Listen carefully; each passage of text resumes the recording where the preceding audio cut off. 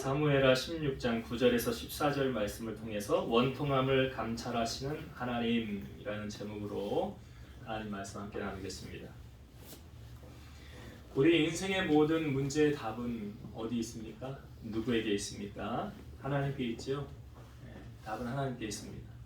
우리가 성령 충만해야 하는 이유는 왜 그렇죠? 사람이 그 사람의 일을 그 사람의 마음속에 있는 영 안에는 아무도 알지 못한다라고 말합니다. 그리고 10길 물속 알아도 한 길 사람 속 모른다는 말이 있잖아요. 그렇듯이 하나님의 일도 하나님의 영 외에는 아무도 알지 못합니다. 하나님의 영은 뭐죠? 성령이죠. 고린도전서 2장 10절 오직 하나님이 성령으로 이것을 우리에게 보이셨으니 성령은 모든 것 곧 하나님의 깊은 것까지도 통달하시느니라. 성령은 하나님의 깊은 것을 알고 계신다라는 말이잖아요. 우리가 성령 충만하면 하나님의 뜻을 알 수 있다는 말 아닙니까? 그래서 우리가 성령 충만해야 돼요. 성령 충만을 받으려면 어떻게 해야 되는가? 성경에서 우리에게 그 답을 알려주고 있습니다. 베드로가 그 설교를 하였을 때 사람들이 심령에 찔렸어요. 그래서 우리가 어찌하면 좋을 거라고 말할 때 베드로가 한 말이 이거죠. 너희가 각각 회개하여 예수 그리스도 이름으로 세례를 받아라. 그러면 죄사함을 받을 것이고 그 뒤에 너희에게 성령이 임할 것이니라. 성령을 선물로 받을 것이니라. 여러분, 성령은 거룩한 영입니다. 깨끗한 영입니다. 더러운 심령에 임하지 않습니다. 그렇기 때문에 우리가 깨끗한 심령으로 변화되어질 때 성령이 우리 안에 임하시는 거예요. 깨끗한 심령으로 어떻게 하면 변화될 수 있습니까? 회개죠. 요한일서 1장 9절 만일 우리가 우리 죄를 자백하면 그는 믿보시고 의로우사 우리 죄를 사하시며 우리를 모든 불의에서 깨끗하게 하실 것이요. 우리가 우리 죄를 자백하는 게 뭐예요? 회개예요. 우리가 회개하면 우리의 죄를 사해 주신다. 여러분, 회개는 옷을 찢는 것이 아니라 마음을 찢으면서 우리의 죄를 하나님 앞에 자복하며 간구하는 것입니다. 사무엘이 이스라엘 백성들에게 너희가 전심으로 여호와께 돌아오려거든 이방신들과 아스타롯을 너희 중에서 제하여 버리고 너희 마음을 여호와께로 향하여 그만을 섬기라. 그리하면 너희를 블레셋 사람의 손에서 건져내시리라. 그리고 사무엘이 온 이스라엘은 미스바로 모이라. 이스라엘 백성들 미스바로 모이라고 합니다. 내가 너희를 위하여 기도하리라. 그들이 금식하면서 하나님 앞에 기도했던 내용은 이거였습니다. 우리가 여호와께 범죄하였나이다. 성경에 이렇게 기록되어져 있어요. 우리가 여호와께 범죄하였나이다. 그러니까 미스바의 성에는 다른 말로 회개의 성이에요. 그때 블레셋이 쳐들어온다는 소식이 들리지 않습니까? 그때 이스라엘 백성들이 사무엘에게 어떻게 합니까? 우리를 위하여 온전한 번제를 하나님 앞에 드려주시고 우리를 위해 기도해 주세요. 그래서 그 온전한 예배, 어린 양을 잡아 하나님 앞에 정성을 다한 예배를 드렸더니 성경에 보니까 여호와께서 응답하셨더라. 예배를 연락하시고 하나님이 응답하시니까 어떤 일이 벌어졌습니까? 블레셋 지형에 하나님이 우레를, 번개를 떨어뜨리신 거예요. 그래서 블레셋 사람들이 이스라엘과 싸워보지도 못하고 그들은 전쟁에서 패하게 되었어요. 전쟁의 승패는 어디 있습니까? 하나님의 손 안에 있어요. 하나님이 이스라엘 백성들로 하여금 이기게 해주셨다는 거예요. 무엇이 원동력이었습니까? 그들의 회개의 기도였어요. 하나님이 그들 편을 들어주신 거였습니다. 초대교회의 시작은 어떠했습니까? 예수님께서 승천하신 뒤에 120명이 모여서 간절히 기도했어요. 성경에 보면 오로지 기도에 힘썼더라. 다른 거 구하지 않았어요. 하나님에게 성령 충만을 주옵소서, 성령을 부어 주옵소서 하고 간절히 그 제목 하나 가지고 기도했어요. 예수님이 하늘로 승천하신 10일 뒤에 오순절날이 이르렀음에 하늘에서부터 급하고 강한 바람 같은 것이 있어서 온 집안에 가득했더라. 그리고 불 탈 때 불이 막 이렇게 갈라지는 것처럼 보이잖아요. 그런 것들이 그들에게 보여 각 사람의 머리 위에 하나씩 있더니 그들이 다 성령의 충만함을 받고 성령의 말하게 하심을 따라 다른 나라 언어로 말하였더라. 그게 뭐예요? 방언이잖아요. 그들이 성령이 임하니까 방언을 받고. 여러분, 회개하여 전심으로 기도할 때 성령이 임하는 거예요. 그러니까 기도하는 자가 성령 받을 수 있는 거예요. 기도하지 않고 성령 받을 수 없습니다. 성경이 그렇게 말하고 있잖아요. 또 한 가지 우리가 언제 성령을 받을 수 있습니까? 베드로가요 고넬료의 집에 가서 복음을 전할 때예요. 이 고넬료는 이달리아 부대 백부장인데 이방인이었어요. 그런데 그를 성경에 표현하기를 그는 경건하여 온 집안과 더불어 하나님을 경외하며 백성을 많이 구제하고 하나님께 항상 기도하더라. 기도의 사람이잖아요.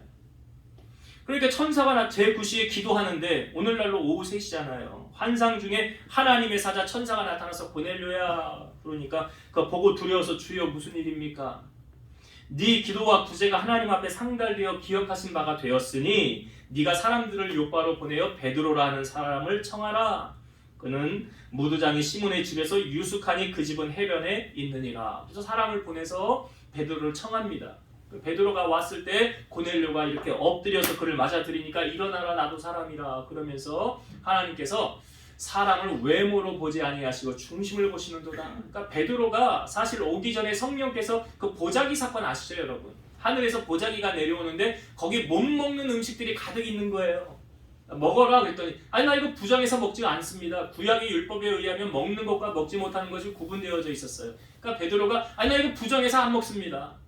그 똑같은 환상이 3번이나 보인 후에 하나님 말씀하시길 내가 깨끗하게 한 것을 네가 왜 부정하다고 하느냐. 그리고 사람이 왔을 때 성령께서 베드로에게 말하죠. 내가 이 사람들을 너에게 보내었으니 의심하지 말고 따라가라. 그래서 고넬료의 집에 도착을 해서 뭐합니까 베드로가? 말씀을 전하죠. 하나님의 말씀을 전해요. 고넬료가 자기 일가 친척 사람들 다 모았어요. 자기 사랑하는 사람들, 구원받아야 될 사람들 다 모아놓고 베드로를 청하는 거예요. 그래서 베드로가 복음을 전하였을 때에 사도행전 10장 44절에서 46절 베드로가 이 말을 할 때에 성령이 말씀 듣는 모든 사람에게 내려오시니 베드로와 함께 온 할례 받은 신자들이 이방인들에게도 성령 부어주심으로 말미암아 놀라니 이는 방언을 말하며 하나님 높임을 들음이러라. 그러니까 베드로가 복음을 전하였을 때 성령이 임하였더라. 그러니까 성령이 임하니까 그 어떤 현상이 나타났습니까? 방언을 말하더라. 방언을 받았다는 거예요. 여러분 우리가 하나님의 말씀을 들을 때 성령님이 임재한다는 거예요. 그래서 이 말씀 듣는 자리 예배의 자리는 성령의 충만함을 받는 자리임을 여러분 아셔야 돼요. 이게 얼마나 중요한 자리입니까? 그러니까 우리는 다른 것을 놓쳐도 이 예배는 놓치고 살면 안 돼요. 왜 그렇습니까? 여러분 성령 충만해야 하나님 뜻을 알 수 있다고 그랬잖아요. 그러니까 하나님 뜻대로 내가 살아가기 위해서는 뭐 해야 돼요? 성령 충만 받아야 돼요. 어떻게 하면 성령 충만 받을 수 있습니까? 2가지죠. 기도와 말씀이에요. 기도와 말씀. 이거에 전념하며 우리가 살아갈 때 성령 충만한 자로 하나님의 뜻을 분별하며 살아갈 수 있다는 것입니다. 여러분 우리 인생에 고난이라는 것이 없으면 참 좋겠는데 꼭 그렇지는 않죠. 욥기 23장 10절 보면 내가 가는 길을 그가 아시나니 그가 나를 단련하신 후에는 내가 순금같이 되어 나오리라. 그러니까 믿음의 시련이 인내를 만든다. 인내를 온전히 이루라. 이는 너희로 온전하고 구비하여 조금도 부족함이 없게 하려 함이라 라고 말씀하고 있어요. 야고보서 1장 4절.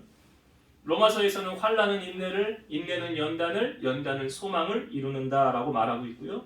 고린도전서 10장 13절 사람이 감당할 시험 밖에는 너희가 당한 것이 없나니 오직 하나님은 미쁘사 너희가 감당하지 못할 시험당함을 허락하지 아니하시고 시험당할 즈음에 또한 피할 길을 내사 너희로 등이 감당하게 하시느니라. 우리가 여기서 한 가지 짚고 넘어가야 될 부분이 있어요. 여러분 고난을 당할 때 고난에는 2종류가 있습니다. 죄와 상관 있는 고난과 죄와 상관 없는 고난이 있어요. 즉 죄 때문에 그 죄값을 지불하느라 당하는 고난이 있고 죄를 짓지 않았으나 당하는 고난이 있어요. 성경의 예를 들어보면 욥이 당하는 고난은 죄와 관련이 있습니까? 없습니까? 욥이 당하는 고난은요 하나님이 욥을 자랑하다가 생긴 고난이에요. 야 너 사단에게 너 어디 갔다 왔니? 땅을 두루 돌아 다녀왔습니다. 너 그럼 욥 받겠네? 받습니다. 야 욥처럼 나를 경외하고 그렇게 잘 섬기는 사람도 세상에 다시 없다. 그랬더니 사단이 뭐라고 그래? 이거 하나님이 욥에게 복을 줘서 욥이 섬기는 거잖아요. 그러니까 그 복 준 거 다 가져가 보세요. 그러면 욥이 하나님 안 섬길걸요? 그러니까 하나님이 그래? 그 생명은 건드리지 말고 네가 내려가서 하고 싶은 대로 해봐라. 그래서 이 사단이 내려가가지고 하루아침에 욥의 재산 다 가져갔죠. 10명의 자녀, 큰 아들 집에서 잔치 벌이다가 지붕이 이 옆에 기둥이 무너져가지고 10명의 자녀 하루아침에 다 죽었죠. 그렇게 욥은 고난을 당했어요. 그러니까 욥은 죄 때문에 당하는 고난이 아니었더라. 예수님이 제자들하고 길을 가실 때 태어날 때부터 맹인된 사람을 봤습니다. 제자들이 예수님에게 물어요. 랍비여, 이 사람이 맹인으로 난 것은 누구의 죄로 인함입니까? 자기 죄 때문입니까? 자기 부모 죄 때문입니까? 예수님이 이렇게 말씀하셨죠. 이 사람이나 그 부모의 죄로 인한 것이 아니라 그에게서 하나님의 하시는 일을 나타내고자 하심이라.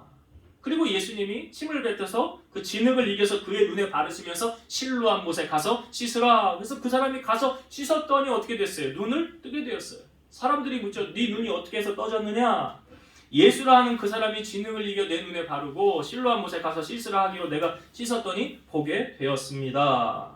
보세요 여러분, 이 맹인과 이 욥은 죄와 상관이 없는 고난이었죠. 욥은 나중에 하나님이 회복시켜 주시잖아요. 다시 10명의 자녀, 3명의 딸 미스코리아 진선미를 주시고 재산은 어떻게 합니까? 갑절로 회복시켜 주시더라. 그러나 죄로 인해 당하는 고난이 있어요. 여러분, 하나님이 처음에 천지 창조하실 때 에덴 동산은 참 보기 좋았더라 그랬죠. 그런데 하나님이 하지 말라고 하는 선악과를 먹게 되었어요. 그럼 어떻게 되었습니까? 죄가 세상에 유입되게 되었고 아담과 하와는 에덴 동산에서 쫓겨나게 되었어요. 그래서 여자는 해산의 고통을 당하게 되었고 남자는 평생에 수고하여야 얼굴에 땀을 흘려야 먹고 살 것이니라 그랬어요. 그러니까 죄에 대한 대가는 하나님께서 그냥 지나치지 않으시고 꼭 물으신다는 거예요. 우리가 죄를 멀리해야 하는 이유는 바로 하나님의 진노가 있기 때문입니다. 우리가 잘못했을 때 하나님 앞에 회개하고 기도하면 하나님이 그 죄는 용서해 주십니다. 그러나 죄에 대한 벌은 하나님이 갚게 하시는 거예요. 왜 그렇습니까? 하나님은 공의의 하나님이시기 때문에 그래요. 오늘 본문 앞부분의 내용이 다윗이 버선발로 그 왕궁에서 도망자로 지금 나가고 있어요. 도망당하고 있어요. 그 반역을 일으킨 자가 누구냐면 다윗의 아들인 압살롬입니다. 어떻게 아들이 반역을 일삼아서 아버지의 나라를 빼앗고 아버지 다윗은 급하게 도망자로 피신하게 되었느냐? 자, 우연히 이런 일이 벌어진 것이 아니더라는 거예요. 바로 다윗의 범죄 때문에 이런 일이 생겨난 거예요. 다윗이 저녁 때 그의 침상에서 일어나서 왕궁 옥상을 거닐다가 그 한 여인이 목욕하는 것을 보게 됩니다. 근데 다윗이 그 여인을 봤을 때 심히 아름다워 보였더라 그래요. 그래서 다윗이 사람을 보내서 그 여인이 어떤 여인인가 알아보게 시킵니다. 그랬더니 햇사람 우리아의 아내 밧세바라는 여인입니다. 그랬더니 그 여인을 데려와라. 그래서 다윗이 그 여인과 동침을 합니다. 근데 그 여인이 돌아갔는데 자기가 임신했다는 사실을 알게 돼요. 그래서 다윗에게 사람을 보내서 내가 임신했습니다 라고 이야기합니다. 다윗이 골치 아프게 됐네. 원나잇으로 그냥 끝내려고 했는데 일이 복잡하게 됐네. 그러면서 다윗이 수습을 어떻게 합니까? 그 군대 장관 요압에게 야, 우리아를 나에게 좀 보내라. 밧세바의 그 남편 우리아, 전쟁터에 나가 있는 우리아를 내게 보내라. 그래서 우리아와 다윗이 이제 만났어요. 그러면서 다윗이 그 안부를 묻습니다. 요압의 안부도 묻고 군대의 싸움이 어떻게 됐는지 물은 다음에 이렇게 말합니다. 다윗이 너 집으로 내려가서 발을 씻어라. 이게 뭐냐면 성적 결합에 대한 완곡한 표현인데 그 다윗은 이제 밧세바의 아이를 이제 밧세바가 다윗 아이 임신했잖아요. 그것을 우리아의 자식으로 둔갑시키려고 그 우리아를 소환한 거예요. 그래서 이 우리아를 집으로 가서 쉬라고 그랬는데 얘가 집에 안 간 거예요.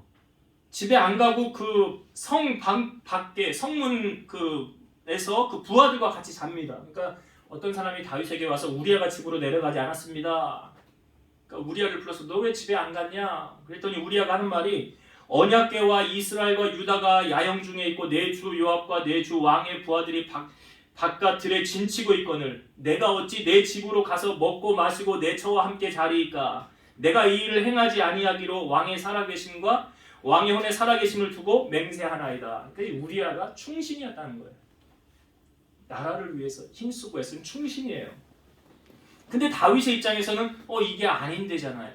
이거 내 뜻대로 내 계획대로 안 되네. 그래서 너 오늘 여기 있고 내일 내가 너를 보낼 거다 하면서 이게 다시 다음날 다윗이 우리아를 불러요. 그래서 이번에는 술을 진딱 먹입니다. 다윗이 술 취하게 만들어요.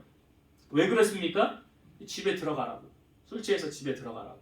근데 이 그날도 우리아가 이제 집에 들어가질 않아요. 그 바깥에서 그 자기 부하들과 침상에서 잠을 잡니다. 다윗이 아침이 되어서 편지를 써서 요압에게 주는데, 자, 이 편지의 내용이 이거예요. 너희는 우리아를 맹렬한 싸움에 앞세워 두고 너희는 뒤로 물러가서 그로 맞아 죽게 하라. 이게 누가 쓴 편지라고요? 다윗이 쓴 편지예요. 다윗이 우리아 전쟁터 맨 앞에 내보내고 너희들 뒤로 빠져. 그리고 우리아 싸우다가 죽게 만들어라. 그 전쟁에 이렇게 편지를 써서 군대 장관 요압에게 준 거예요. 그리고 이제 전쟁이 막 치열한 중에 우리아가 그 전쟁터에서 이제 죽게 됩니다. 죽게 돼요. 그리고 이제 요압이 그 소식을 전령에게 다윗에게 보내요. 그러니까 이 소식을 다윗이 들었죠? 전쟁터에서 우리아가 싸우다가 죽었습니다. 이 이야기를 듣고 다윗이 이렇게 말합니다. 너는 요압에게 이같이 말하기를 이 일로 걱정하지 말라. 칼은 이 사람이나 저 사람이나 삼키느니라. 그 성을 향하여 더욱 힘써 싸워 함락시켜라. 밧세바는 자기 남편 우리아가 죽었다는 소식을 듣고 통곡을 하며 소리내어 웁니다. 그 다음에 성경이 이렇게 기록되어 있어요. 사무엘하 11장 27절.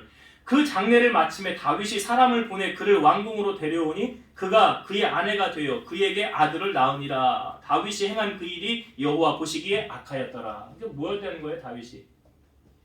밧세바 데려다가 자기 아내 삼았다는 거예요, 다윗이.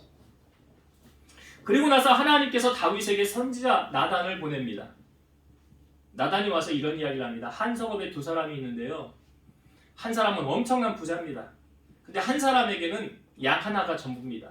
그 양은 자기가 이렇게 그 양을 이렇게 맨날 먹이고 같이 품고 자서 자녀처럼 됐다는 거예요. 근데 이 부자가 자기 집에 손님이 왔는데 자기 재산 많은데 내버려두고 그 가난한 집에 양 한 마리 그거 잡아다가 그 손님을 대접했다고 합니다. 다윗이 듣고 그런 악한 사람이 어딨냐고, 천벌을 받을 놈이라고. 나단 선지자가 말하기를 그 사람이 바로 당신입니다. 바로 당신이 그랬습니다. 그리고 나서 나단 선지자가 하나님의 말씀, 하나님께로 받은 말씀을 이제 다윗에게 전하는 거예요. 그 말씀의 내용이 이래요. 내가 너를 이스라엘 왕으로 기름 붓기 위하여 너를 사울의 손에서 구원하고 내 주인의 집을 내게 주고 내 주인의 아들들을 내 품에 두고 이스라엘과 유다 족속을 내게 맡겼느니라. 만일 그것이 부족하였을 것 같으면 내가 너에게 이것저것을 더 주었으리라. 그리한데 어찌하여 네가 여호와의 말씀을 없이 여기고 나 보기에 악을 행하였느냐. 내가 칼로 햇사람 우리아를 치되 암몬 자손의 칼로 죽이고 그의 아내를 빼앗아 내 아내로 삼았도다. 이제 네가 나를 업신여기고 햇사람 우리아의 아내를 빼앗아 내 아내를 삼았은즉 칼이 내 집에서 영원토록 떠나지 아니하리라. 보라, 내가 너와 내 집에 있는 집에 재앙을 일으키고 내가 내 눈앞에 내 아내를 빼앗아 내 이웃들에게 주리니 그 사람들이 내 아내들과 더불어 백주에 동침하리라. 너는 은밀히 행하였으나 나는 온 이스라엘 앞에서 백주의 이 일을 행하리라. 다윗이 아무도 모르게 자기의 범죄를 덮으려고 그렇게 했지 않았습니까? 은밀하게 행했잖아요. 그 우리아 불러가지고 술 먹여서 들여보내려고 했는데 자기 계획대로 안 되니까 결국은 우리아 죽이고 그 남의 아내를 빼앗아 데려다가 자기 아내 삼고, 이거를 아무도 모르게 암암리에 자기 혼자서 계획한 일인 줄 알았지만 하나님은 그 모든 것을 다 꿰뚫어서 보고 계셨더라. 근데 너는 은밀히 행하였으나 이제 나는 백주의 일을 행하리라. 어떻게? 자, 여러분, 다윗이 이 말을 듣고 어떻게 고백했냐면 내가 여호와께 범죄하였나이다 그래요. 내가 여호와께 범죄하였나이다. 그리고 나단이 이렇게 말합니다. 여호와께서 당신의 죄를 사하셨나니 당신이 죽지 아니하려니와 이 일로 말미암아 여호와의 원수가 크게 비방할 거리를 얻게 하였으니 당신이 낳은 아이가 반드시 죽으리이다. 그러니까 나단 쌤은 뭐예요? 하나님께서 다윗의 죄를 용서해 주었다는 거예요. 그러니까 우리가 아무리 나쁜 죄를 저질러도 하나님 앞에 회개의 기도하면 용서해 주세요, 안 용서해 주세요? 용서해 주신다는 거예요. 그 말을 지금 나단 선지자가 하는 거예요. 근데 그 다음에 하는 말이 뭐예요? 이 일로 말미암아 여호와의 원수가 크게 비방할 거리를 얻게 하였으니, 이 일이 뭐예요? 이제 다윗이 당하는 고난을 암시하는 거예요. 죄로 말미암는 고난을 암시하는 거예요. 그 뒤에 다윗의 집안에 어떤 일이 벌어집니까? 자, 다윗에게는 이제 아들들이 처가 여럿이니까 그 이복 형제들이 있잖아요. 엄마는 여럿이. 근데 그 중에 암논이라는 아들이 그 다른 다윗의 자녀인 그 압살롬과 다말은 이렇게 남매지간인데 이 다말을 사랑하는 거예요. 암논이 상사병이 난 거예요. 그러니까 암논이 이제 다말을 억지로 자기가 이제 아버지 다윗에게 나 몸이 아프니까 다말을 보내서 나 밥 좀 만들어주게 해주세요. 그러니까 쿠키를 좀 빵을 만들게 해주세요. 그러니까 다말을 보낸 거예요. 근데 그 보냈을 때 암논이 이제 다말을 억지로 이제 강간을 한 거예요. 덮친 거예요. 그러니까 이 다말이 속이 상하잖아요. 이렇게 하지 말고 아버지한테 얘기해서 아예 혼인을 치르게 합시다 그랬더니 말을 안 듣는 거야, 암논이. 그리고 나서 성경에 보면 이 암논이 다말을 이전에 사랑하는 마음보다 미워하는 마음이 더 컸더라 그래. 이제 거들떠도 안 보는 거예요, 이 다말을. 그래서 다말이 집에 돌아와서 압살롬이 이 소식을 알고 복수에 칼을 갈기 시작합니다. 양털을 깎을 때 다윗에게 아버지를 초청하니까 아버지 안 온대요. 그러면 아들들, 형제들 좀 보내주세요. 그러니까 형제들을 다 보냈을 때 압살롬이 종들에게 말합니다. 야, 술을 먹여서 기분 좋게 한 다음에 저 암논 있지? 저놈 죽여라. 암논 죽여라. 그래서 암논이 죽어요. 압살롬의 종들에 의해서. 그리고 나서 이 압살롬은 이제 도망을 간 거예요. 이 일이 이제 다윗에게 드러나서 들으니까 이제 멀리 갔는데 다윗이 이미 시간이 지나간 사건이니까 압살롬을 다시 용서해 줍니다. 나중에 돌아와요. 그 다음에 어떤 일이 일어나면 압살롬이 이제 백성들을 이렇게 재판을 해주게 됩니다. 성경에 보니까 이 압살롬이 재판을 하는데 사람들이 이제 압살롬에게 마음을 다 빼앗기게 되는 거예요. 너무나 현명하게 일을 잘 해결해 주니까. 그 소식으로 인해서 사람들의 민심이 압살롬에게 다 돌아갔다고 다윗의 신하들이 이야기합니다. 그러니까요, 그때 다윗이 이런 반응이에요. 이렇게 말합니다. 일어나서 도망하자. 그렇지 아니하면 우리 중 한 사람도 압살롬에게서 피하지 못하리라. 빨리 가자. 두렵건대 그가 우리를 급히 따라와서 우리를 해치고 칼날로 성읍을 칠까 하노라 하면서 다윗이 버선발로 도망합니다. 머리를 가리고 맨발로 울면서 피난길에 올라가게 되는 거예요.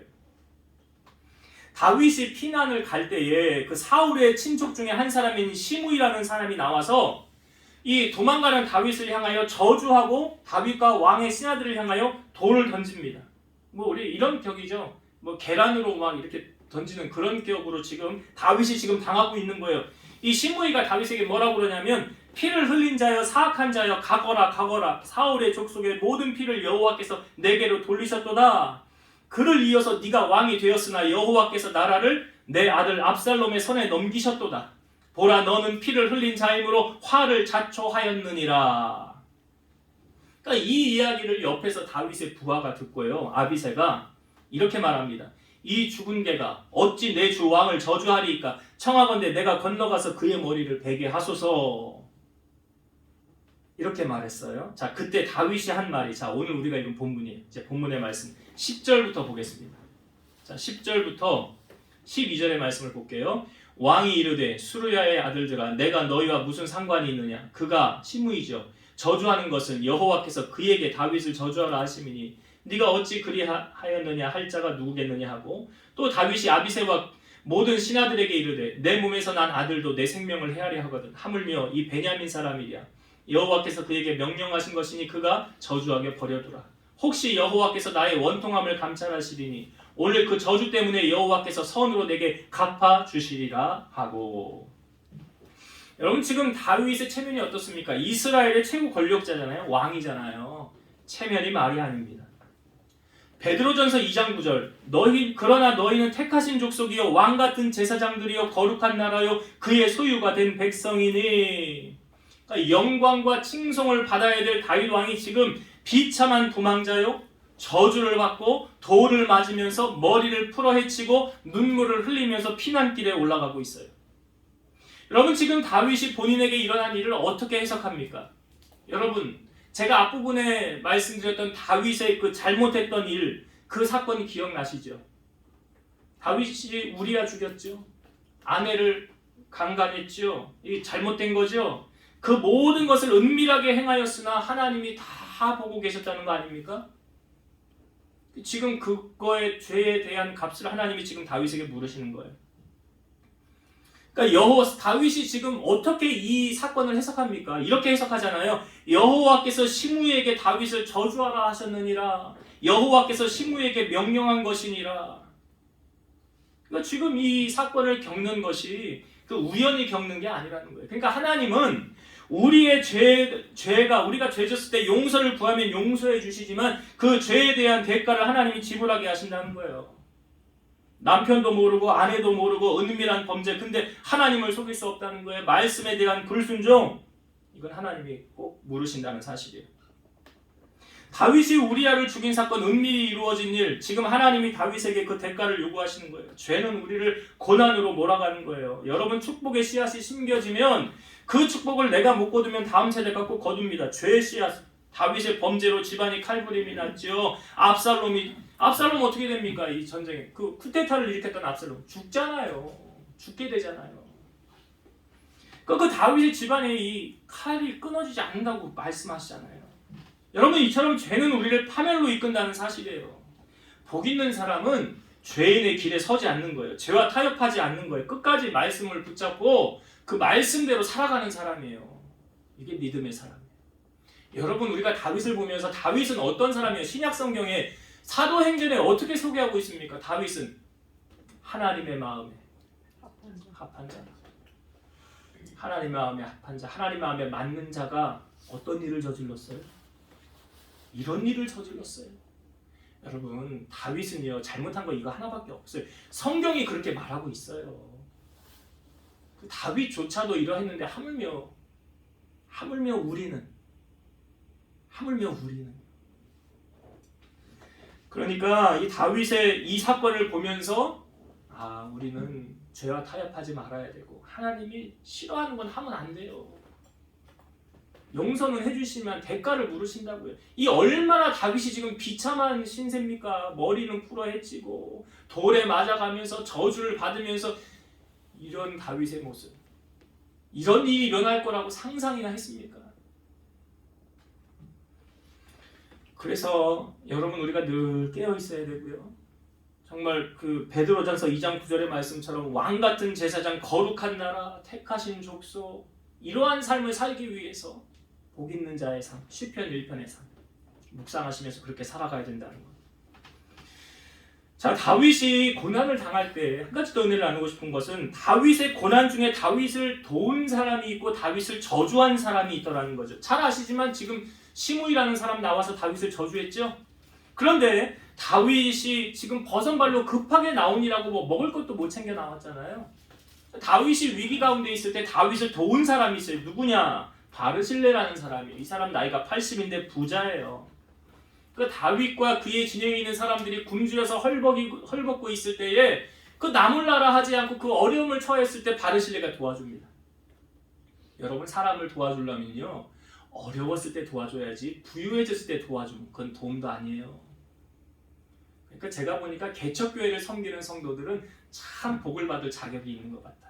큰 교회 가서 이렇게 막 하고 물론 그럴 수도 있지만 하나님이 더 귀하게 보시는 것은 평가는 여러분들이 하시고. 그러니까 지금 바르실레가 어려움을 당한 다윗을 돕고 있잖아요. 그러니까 다윗이 이제 전쟁이 이제 다 수습이 됐어요. 압살롬이 죽고 다윗이 다시 왕으로 이제 성으로 다윗성으로 복귀할 때에 그 자기를 도와줬던 바르실레를 찾습니다. 내가 너 나와 함께 같이 가자. 내가 너를 공개하리라. 그랬더니 바르실레가 뭐라고 그러냐면 저는 나이도 많고요. 바르실레가 80이거든요. 나이도 많고 이 나이에 제가 성에 가서 뭐 합니까? 저는 그냥 여기가 좋습니다. 여기가 내 고향이고 내 친척들 다 있으니까 저는 그냥 여기 있겠습니다. 그런데 여기 김함이 있습니다. 왕이요, 저에게 베풀 은혜를 이 아이에게 베푸셔서. 이 김함이 누구냐면 바르실레 아들이에요. 바르실레 아들. 그 바르실레 아들이 이제 다윗과 함께 올라가는 거예요. 그래서 다윗이 자기가 어려웠을 때 받았던 그 은혜를 누구에게 갚는 거예요? 김함에게 갚는 거예요.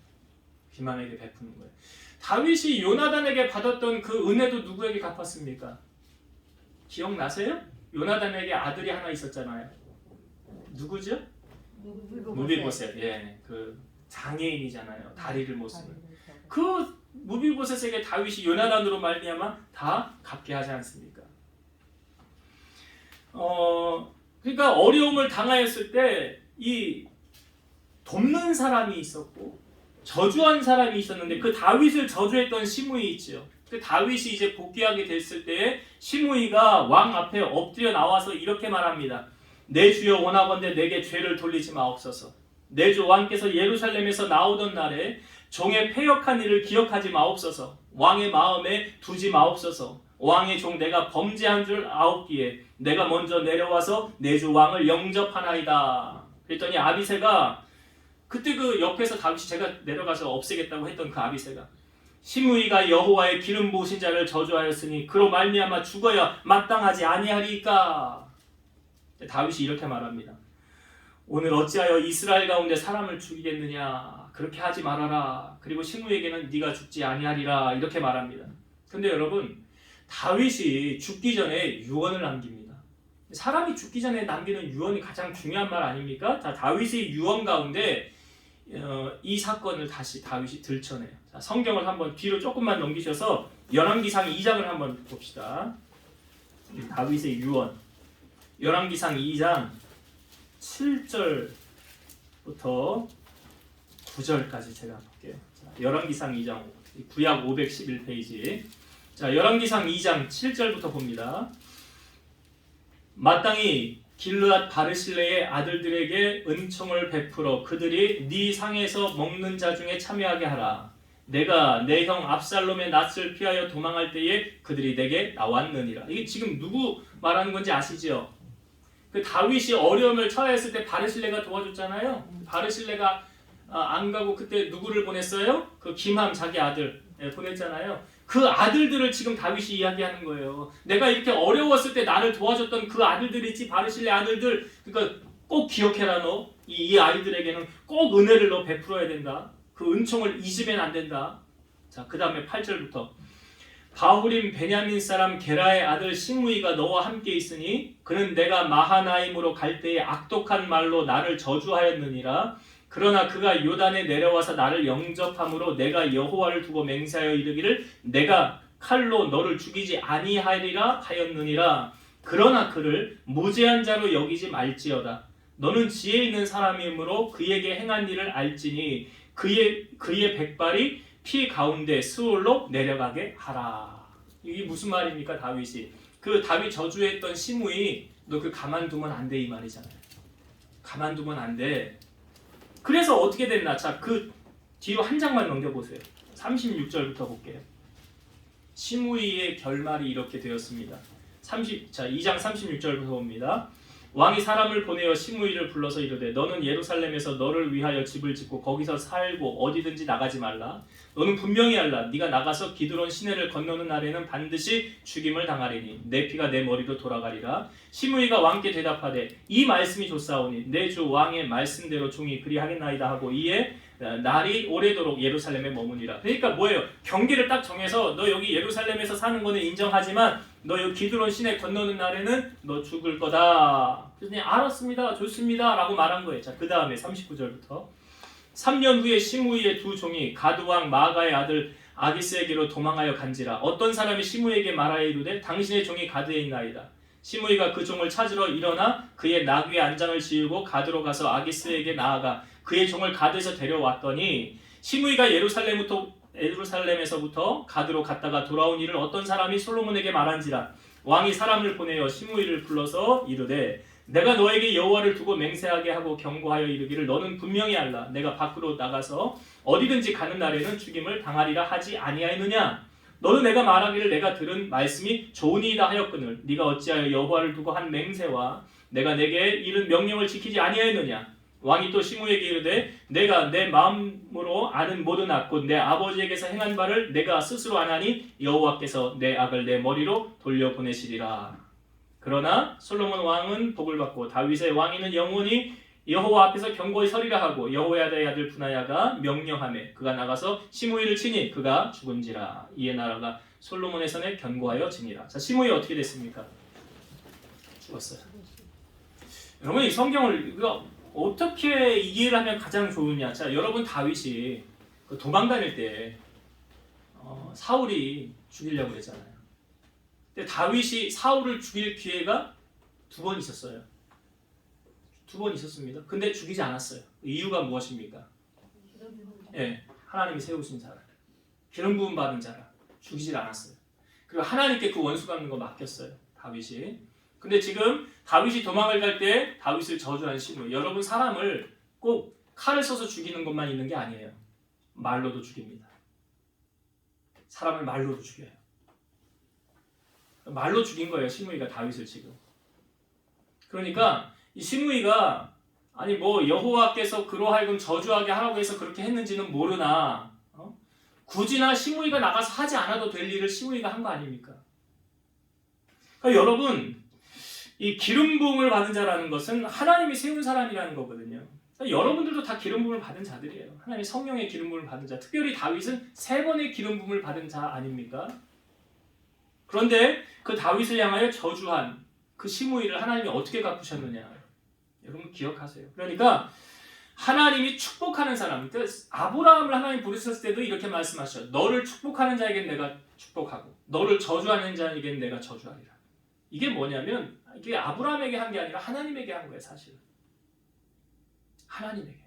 그 말씀이 그렇게 적용되어지는 거 아닙니까?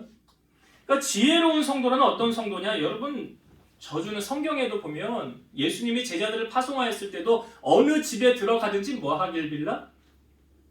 뭐 하길 빌라?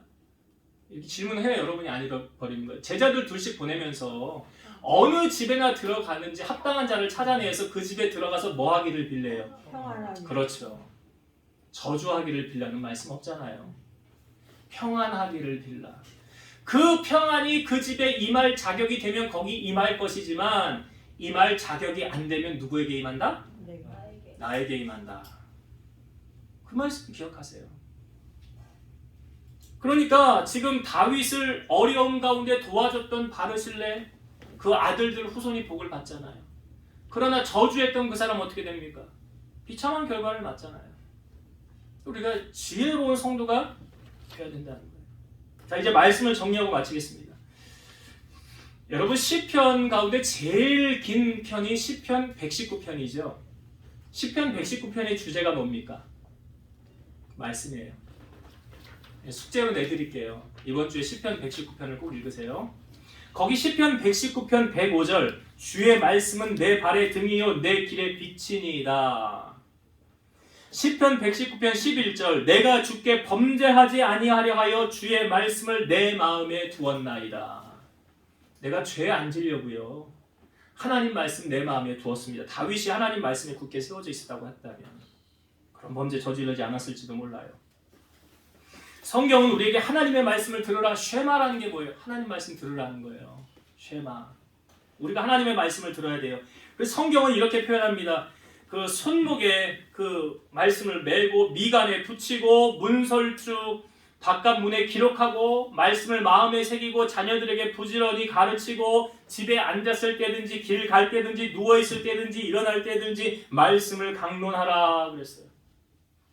여러분 하나님의 말씀대로 사는 자가 어떤 복이 있습니까? 신명기 6장 3절 제 주보에 기록해 놓았어요. 우리가 한 주간 묵상할 말씀. 이스라엘아 듣고 삼가 그것을 행하라. 그리하면 내가 복을 받고 내 조상들의 하나님 여호와께서 내게 허락하신 같이 젖과 꿀이 흐르는 땅에서 내가 크게 번성하리라. 말씀을 삼가 듣고 행하라. 그러면 너희에게 복이 임할 것이니라 했어요. 여러분 오늘 우리에게 주시는 하나님의 말씀을 그냥 흘려보내지 마시고 잘 가슴에 새기세요. 다윗의 인생에 이런 일이 있었구나.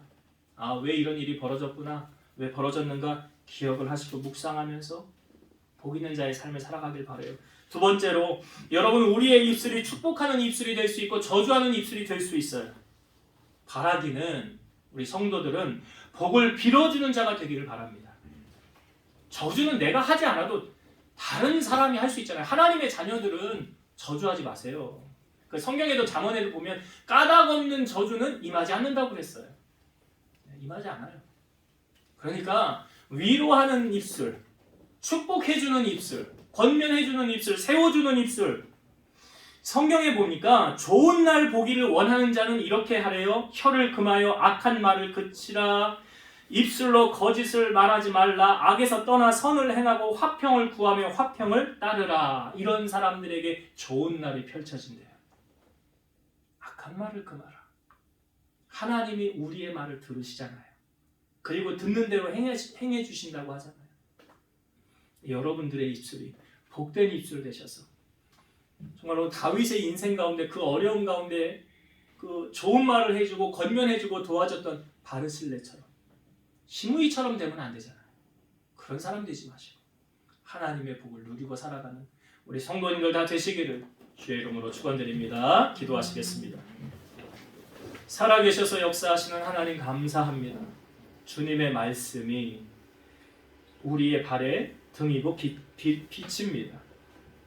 우리가 범죄하지 않는 것은 하나님의 말씀을 우리 가슴에 새길 때, 말씀대로 살아갈 때 우리가 죄의 길에서 벗어날 수 있습니다. 그러한 자가 복 있는 사람이라고 성경은 말씀해 주셨사오니 우리 사랑하는 모든 성도들 하나님의 복을 누리고 살아가는 자들 되게 하시고 우리 주변에 어려움을 당하는 자들에게 권면하고 위로하고 축복해주는 복된 자들 되게 하셔서 하나님 축복을 누리고 살아가게 하옵소서. 예수님 이름으로 감사하며 기도드리옵나이다. 아멘.